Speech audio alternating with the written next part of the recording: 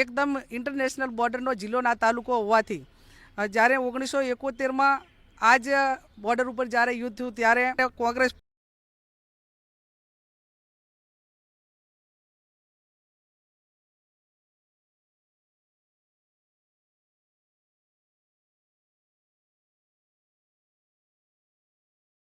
આપના વિસ્તારમાં લોકો સાથે શું વાત કરી રહ્યા છો તમે? લોકોમાં જો ભય હોય તો કેવી રીતે દૂર કરવાનો પ્રયાસ કરી રહ્યા છો?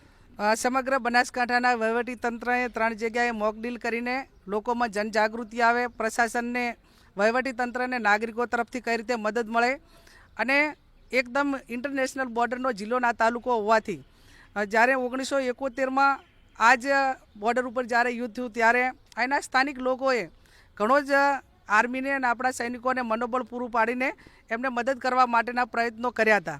ત્યારે આજે અમે સમગ્ર વહીવટી તંત્રની સાથે છીએ. અહીંના લોકો નિર્ભય અને દેશ પ્રત્યેની જે ભાવના, એમની માટેની જે લાગણી અને એક નિર્ભયતાનો ગુણ આ વિસ્તારે સમગ્ર દેશ અને દુનિયાને આપ્યો છે. ત્યારે કોઈ પણ પ્રકારની ભય વગર અહીંના લોકો એ ક્યાં જરૂર પડે આર્મીને કે અહીંના લોકો પોતે પણ સ્વ પ્રોટેક્શન માટે જે વહીવટી તંત્ર સૂચના આપે એ પ્રમાણે સહકાર આપીને પોતે કામ કરવા માટે સક્ષમ છે. અમે લોકો હમણાં બોર્ડરના અમુક ગામડાઓ પણ ગયા હતા.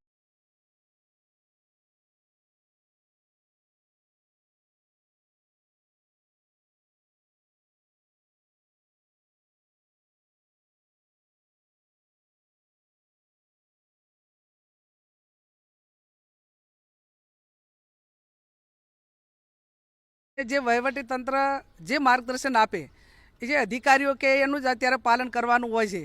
પણ તમે કીધું એમ કે માનસિક રીતે પણ અહીંના લોકો એ કાયમી BSFના જવાનો હોય અને વિવિધ રીતે કાયમી ટેવાયેલા છે.